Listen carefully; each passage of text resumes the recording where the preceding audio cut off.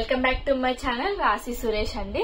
ఈ రోజు అయితే ఈ వ్లాగ్ చేయడానికి కారణం అయితే మెయిన్లీ ప్రెగ్నెన్సీ నా ప్రెగ్నెన్సీ జర్నీ అండ్ ఆల్సో కొన్ని సిమ్టమ్స్, కొన్ని సజెషన్స్. ఎవరైతే కొత్తగా ఇప్పుడు ప్రెగ్నెంట్ గా అవుతున్నానా లేదా, కొన్ని సిమ్టమ్స్ ఉంటాయి కదా, కొంచెం డౌట్ఫుల్ గా ఉంటాయి, వాళ్ళకైతే యూస్ఫుల్ అవుతుంది. అండ్ ఆల్సో ఎవరైతే ప్రెగ్నెంట్ ఉన్నారో వాళ్ళకు కూడా యూస్ఫుల్ అవుతుంది అని నేను ఈ వీడియో చేస్తున్నాను అనమాట. కొంచెం యూస్ఫుల్ అండ్ ఇన్ఫర్మేటివ్ అండి. చూసే వాళ్ళైతే ఫుల్ వీడియో చూడండి, స్కిప్ చేయకండి. ఎందుకంటే నా ఎక్స్పీరియన్స్ తో పాటు నేను ఇచ్చే కొన్ని సజెషన్స్ అయితే మీరు చేసుకుంటే మీకు కొంచెం హెల్ప్ఫుల్ అవుతుంది. ఎందుకంటే ఎక్స్పీరియన్స్ అయింది కాబట్టి నేను చెప్తూ ఉంటే మీకు అది అర్థమవుతుంది అనమాట. ఆహా, మనకు కూడా అట్లానే అయింది అని. నేను కూడా నా ప్రెగ్నెన్సీ టైంలో అయితే యూట్యూబ్ లో కొన్ని వీడియోస్ చూసే కొంచెం ధైర్యం అయితే తెచ్చుకున్నా. అట్లాగే నేను నా ఎక్స్పీరియన్స్ చెప్పి కొంతమందికి ధైర్యం ఇద్దామని అయితే నేను ఈ వీడియో అయితే చేస్తున్నాను అనమాట.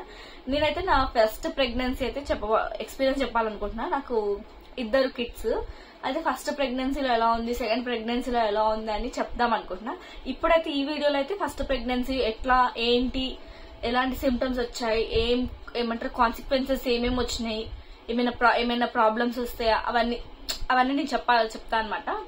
అయితే వీడియో అయితే కొంచెం సబ్స్క్రైబ్ చేసుకోండి, స్కిప్ చేయకండి ప్లీజ్. కొంచెం అయితే ఇన్ఫర్మేటివ్, పిచ్ సోదేం ఉండదు, సబ్స్క్రైబ్ చేసుకోండి. అయితే ఫస్ట్ నాకు ప్రెగ్నెన్సీ వచ్చింది అని నేను ఎట్లా కనుక్కున్నాను అంటే, నాకు పెళ్ళైన తర్వాత 10 days 15 days కి ఫస్ట్ పీరియడ్స్ వచ్చింది అనమాట. నెక్స్ట్ మంత్ వస్తుంది కదా, నెక్స్ట్ మంత్ పీరియడ్స్ రాలేదు. అంటే నాకు అంత మంతే కదా, 1 month లోనే కదా, అంత ఏమనిపించలేదు. నాకు సిమ్టమ్స్ ఏమొచ్చాయంటే ఫస్ట్ ఫీవర్ వచ్చింది. ఫీవర్ వచ్చేసింది, వామిటింగ్స్, చలి జ్వరము అండ్ చాలా వచ్చినాయి అనమాట. అది అర్థం కాలేదు నాకు. మనకి 2-3 days స్కిప్ అవుతాంత ఏం అనిపించదు కదా, అందులోనూ పెళ్ళైన కొత్తలో కాబట్టి నేను అంత పట్టించుకోలేదు. అయితే డాక్టర్ దగ్గరికి వెళ్తే డాక్టర్ ఏమన్నారంటే టైఫాయిడ్ వచ్చిందేమో చెక్ చేసుకోండి అన్నారు. చెక్ చేసుకుంటే అందులో బ్లడ్ టెస్ట్ లో ఆయన ఏం చేశారంటే, మళ్ళీ పీరియడ్స్ కూడా 2-3 days స్కిప్ అయింది, జస్ట్ బ్లడ్ ప్రెగ్నెంట్ అని బ్లడ్ టెస్ట్ లో చేయించుకోమన్నారు. నార్మల్ గా మనం కిట్ యూజ్ చేసుకోవాలి కదా, బ్లడ్ టెస్ట్ లో వాళ్ళకి చెప్పారు కానీ అందులో నెగిటివ్ వచ్చేసింది. మేమేమంటే ఇంకా కాదులే టైఫాయిడ్ అనుకొని దానికి మెడిసిన్స్ వాడుతున్నా, టైఫాయిడ్ కి మెడిసిన్స్ వాడుతున్నా అనమాట.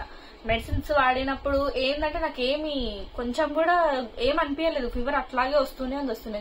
అప్పుడు మళ్ళీ ఏమైందంటే ఒక 10 days అయింది, గ్యాప్ వచ్చేసింది. 10 days గ్యాప్ వచ్చేసరికి పీరియడ్స్ రావాలి. అప్పుడు చెక్ చేసుకుంటే అప్పుడు నేను ప్రెగ్నెంట్ అని తెలిసింది. అప్పటి వరకు నాకు ఫీవర్ వస్తుంది, ఎందుకు వస్తుంది ఏంటని తెలియదు.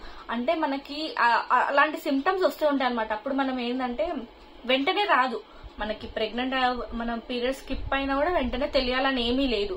ఒక 10 days 15 days అట్లా గ్యాప్ తీసుకొని మీరు చెక్ చేసుకుంటే మంచిది. ఎందుకంటే అప్పుడు లోపల బేబీ ఫామ్ అవుతుంది కదా, అప్పుడుకి ఇంకా ఫామ్ అవ్వకపో ఉండొచ్చు నాకు తెలిసి. అందుకే నాకైతే ఒక 10 days అయితే గ్యాప్ అయితే అయ్యింది. నాకు ఫుల్ ఫీవర్. మెడిసిన్స్ అయితే నేను టైఫాయిడ్ యూజ్ చేసిన, నా ఫస్ట్ బేబీ అప్పుడైతే టైఫాయిడ్ మెడిసిన్స్ యూజ్ చేసిన. దాని తర్వాత నేను మళ్ళీ కన్ఫర్మేషన్, అంటే మనం ఇంట్లో చూసుకోవడమే కాదు, మళ్ళీ డాక్టర్ దగ్గరికి వెళ్ళాలని చెప్పేసి నేను లేడీ డాక్టర్ దగ్గరికి అయితే వెళ్ళిపోయినా. లేడీ డాక్టర్ వెళ్ళిన తర్వాత ఆమె అయితే కొన్ని బ్లడ్ టెస్ట్లు, కొన్ని మన ప్రెగ్నెంట్ టెస్ట్ మళ్ళీ చేసింది అనమాట. అక్కడికి వెళ్ళిన తర్వాత మళ్ళీ చేస్తే పాజిటివ్ వచ్చింది బ్లడ్ టెస్ట్లు. అండ్ ఆల్సో మనకి ఫస్ట్ ప్రెగ్నెన్సీ స్టార్ట్ అవ్వగానే మనకి థైరాయిడ్ టెస్ట్ చేస్తారు. ఎందుకంటే బేబీకి కోసం థైరాయిడ్ టెస్ట్ చేస్తారు. మనకి ప్రెగ్నెన్సీలో కూడా థైరాయిడ్ వచ్చే అవకాశాలు ఉంటాయి చాలా మందికి. అండ్ మనకి థైరాయిడ్ ఉన్న వాళ్ళకి కూడా బేబీకి ప్రాబ్లం అవుతుందని చెప్పేసి టెస్ట్ అయితే చేస్తారు. నాకైతే ఏమీ ప్రాబ్లం ఏం లేదు, థైరాయిడ్ లేదు, ఏమీ లేదు, అంతా బాగానే ఉంది. ఒక 1 month నేను 1 month ఎట్లా 20 days లోనే చెక్ చేసుకున్నాను అనమాట. 20 days లోనే హాస్పిటల్కి వెళ్ళినా, అన్ని బ్లడ్ టెస్ట్లు అన్ని చేయించేసుకున్నా, అంతా అయిపోయింది, బాగానే ఉంది. ఇదిగోండి ఎన్ని టెస్ట్లు అయితే అన్ని టెస్ట్లు చేయించేసుకున్నా 20 days లోనే. నేను ఫస్ట్ ప్రెగ్నెంట్ అయినప్పుడు 50 kgs ఉన్నా, ఇది గుర్తుపెట్టుకోండి, 50 kgs ఉన్నా ప్రెగ్నెంట్ అవ్వగానే. తర్వాత నెక్స్ట్ ఏమైంది, 2nd month కి ఎంటర్ అయ్యే లోపల వామిటింగ్స్, మొత్తం తల తిరగడము, వామిటింగ్స్, ఏం తిన్నా స్మెల్ పడదు, వెల్లుల్లిపాయ smell, oil smell. Starting stage లేదా వెల్లుల్లి, ఉల్లిగడ్డ ఈ స్మెల్ పడలేదు. నేను తినకపోతుండే అసలు, ఏమన్నా నాకు తినాలనిపించలేదు, వామిటింగ్ వచ్చేసింది. ఇంకా నేను 2nd నుంచి 3rd month కి వెళ్తున్నా అనే లోపల డల్ అయిపోయింది, మొత్తం బాడీ అంతా వీక్ అయిపోయింది. వామిటింగ్స్ కదా, వీక్ అయిపోయింది, ఏం తినాలని లేదు, ఏమీ లేదు. ఫుల్ అంటే ఫుల్ మన ఇబ్బంది అయిపోతుండే, బాడీ అంతా ఇబ్బంది అయిపోతుండే. నెక్స్ట్ ఏమైందంటే లేవలేని పరిస్థితిలో కూడా ఉన్నా, నేను లేవలేకపోయినట్టు. సెకండ్ మంత్ కే నాకు అంత 1 month లోనే మొత్తం చేంజ్ అయిపోయింది బాడీ అంతా. ఇంకా 3rd month కి ఎంటర్ అయిపోయిన తర్వాత 3rd month లో మనకి స్కానింగ్ అయితే చేస్తారు కదా. ఫస్ట్ స్కానింగ్ నాకు ఏమంటారు మన ఒక అది ఆ టెస్ట్ నేమ్ నాకు గుర్తుకులేదు, ఏమంటారు మన స్కానింగ్ అయితే ఒకటి చేసి దాని పేరు గుర్తొస్తలే, సారీ ఏమనుకోకండి. స్కానింగ్ అయితే ఫస్ట్ స్కానింగ్ 3 months లో నాకు చేసిండ్రు. అప్పుడు ఏమైందంటే నాది ఈ మన గర్భసంచి ఉంటుంది కదా, అది కిందికి ఉందనమాట. కిందికి ఉంది అనేసరికి టెన్షన్ అయిపోయింది. కిందికి ఉంది అంటే ఏం కాదన్నారు డాక్టర్, అయితే ఏం కాదు అన్నారు. కానీ ఇంకా నాకు వామిటింగ్స్ ఇదంతా ఉండడం వల్ల బ్లడ్ సరిపోలేదు. ఫస్ట్ బ్లడ్ సరిపోలేదు, వామిటింగ్స్ వల్ల ఫుడ్ లేదు, ఏమీ లేదు. బేబీ కిందికి ఉంది, అదే బేబీ అంటే గర్భసంచి కిందికి ఉంది. చాలా అంటే చాలా, నేను మొత్తం బెడ్ రెస్ట్ అయిపోయినా. ఇక 3rd month నుంచి స్టార్ట్ చేస్తే నాకు డెలివరీ అయ్యే, రేపు డెలివరీ అవుతా అనే అంతవరకు కూడా వామిటింగ్సే. నేను ఏం తినలేదు, జస్ట్ ఒక పాలు తాగేదాన్ని. తింటే పెరుగన్నం, అది కూడా నా చేతులతో నేను తినకపోతుండే, నాకు తింటుంటే వామిటింగ్స్ వచ్చేది. ఏం బాధపడకండి వామిటింగ్స్ వస్తే. అదేంటంటే కొన్ని సిమ్టమ్స్ మనకు అట్లాగే వస్తాయి, ఏమంటారు ఏం బాధపడదు. నేను అట్లనే తినకపోతుండే. నేను తినకపోతే నాకు ఎంత వెయిట్, నేను ఫస్ట్ లో ఎంత అని చెప్పిన 50 kgs ఉందని చెప్పాను కదా. నేను డెలివరీ అయ్యేసరికి 42 kgs అయినా, అంటే 8 kgs లాస్ అయినా. ఎవరైనా వెయిట్ పెరుగుతా ఉంటారు, నేను వెయిట్ లాస్ అవ్వకుంటూ 8 kgs మొత్తం అయిపోయింది. మొత్తం 42 kgs నేను డెలివరీ టైంకి. నాకు 42 kgs, నాకు బ్లడ్ లేదు, ఏమీ లేదు. ఎందుకంటే నేను ఫుడ్ తినలే కదా. వామిటింగ్స్, ఆయిల్ స్మెల్ పడ్డా, ఏం డోర్లు వేసుకొని తినే, ఎవరైనా అన్నం తింటుంటే కూడా నాకు వామిటింగ్ వచ్చేసేది అనమాట.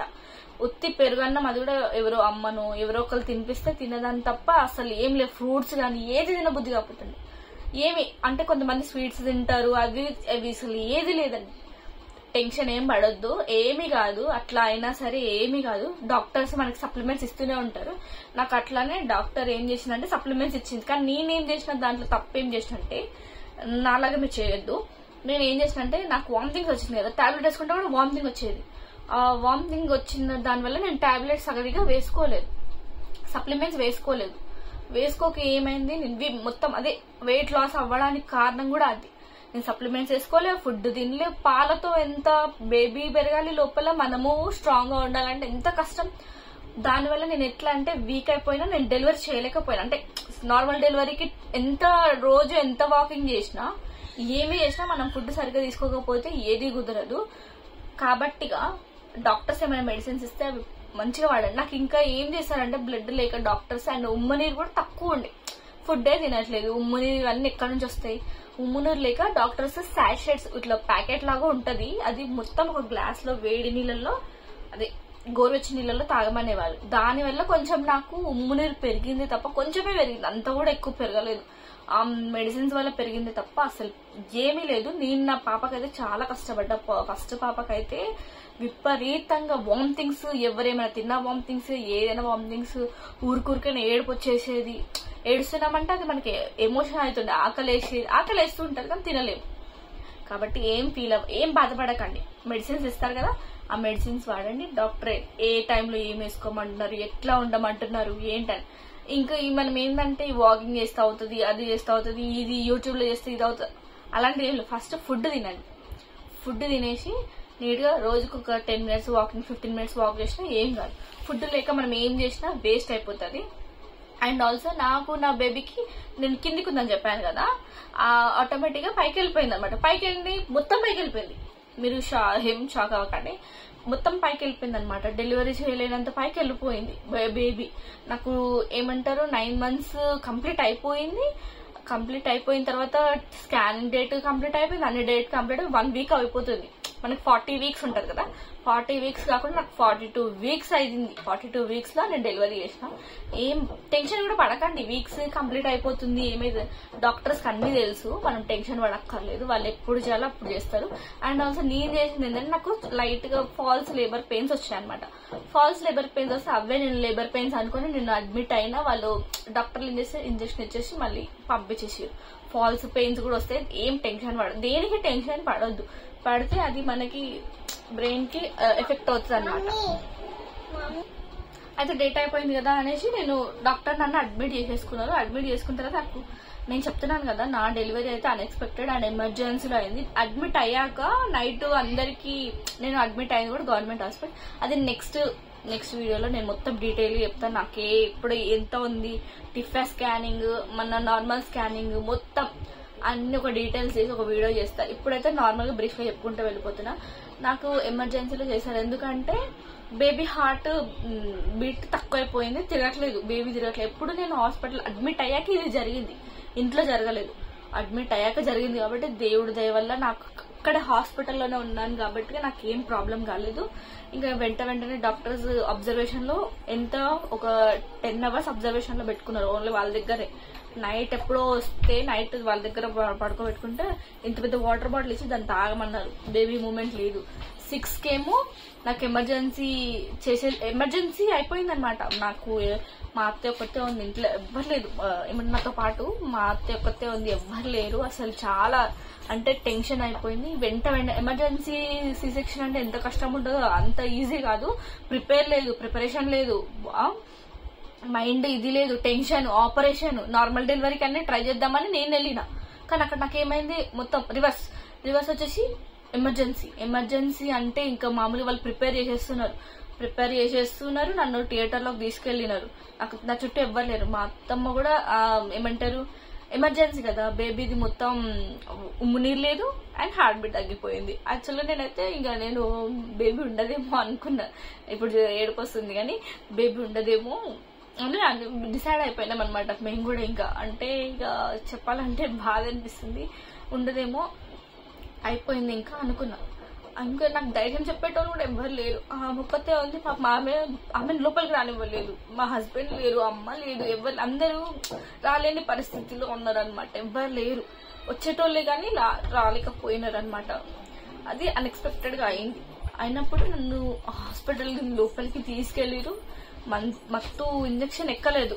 అంటే వాళ్ళు ఏం చేశారంటే మొత్తం ఇట్లా బ్యాక్ బోన్ ఉంచకుండా నార్మల్గా ఇట్లా స్ట్రైట్ పెట్టి ఉంచి, నాకు అది ఎక్కలేదు. అది ఎక్కకపోవడం దానివల్ల కూడా నాకు ఇప్పుడు ప్రాబ్లమ్స్, కొన్ని ప్రాబ్లమ్స్ మనకు డెలివరీలో ఉన్నప్పుడే వస్తాయి. అన్ని ఏమంటారు, డెలివరీ అయ్యేటప్పుడు కూడా చాలా ప్రాబ్లమ్స్ వస్తాయి. ఇంకా నా బేబీ అయితే వెంటనే చేసేసిండ్రు కదా, లేదు హార్ట్ బీట్ తగ్గిపోయింది కాబట్టి ఒక 20-30 minutes లో ఆపరేషన్ చేసేసారు, బేబీని తీసేసినారు. నేను అయితే బేబీని చేసిన తర్వాత టెన్షన్ అంతా పోయింది, కానీ పెయిన్స్ అయితే అలాగే ఉంటాయి. కాబట్టి మీరు ఎవరు భయపడకండి. ఇంకేమైనా సజెషన్స్ కావాలన్నా, ఇంకా ప్రెగ్నెన్సీ టైంలో ఎట్లా అయిందో ఏందని, నేనైతే నా ప్రెగ్నెన్సీ టైం చాలా కష్టాలు అంటే చాలా కష్టం అనుభవించిన. తిండి లేక, ఏమీ లేక, మనశ్శాంతి లేక, ఏడుపు. సో కాబట్టి మీరు ఎవరు అలా ఉండకండి. నెక్స్ట్ వీడియోలో నాకు సెకండ్ బేబీకి ఎట్లా ఉందో ఎక్స్పీరియన్స్ చెప్తా. అండ్ ఆల్సో నా బేబీ స్కానింగ్స్ అవన్నీ మీకు ఎక్స్ప్లెయిన్ చేస్తా. అండ్ ఆల్సో ఫస్ట్ బేబీకి సెకండ్ బేబీకి నాకు ఇద్దరు గర్ల్సే, కానీ చాలా డిఫరెన్స్ ఉంది అనమాట. ఆ డిఫరెన్సెస్ ఏంటని నెక్స్ట్ వీడియోలో అయితే చెప్తా. ప్లీజ్ సబ్స్క్రైబ్ చేసుకోవడం మర్చిపోకండి. మరిన్ని వీడియోస్ వస్తాయి నా నుంచి. థ్యాంక్ యూ సో మచ్ అండి.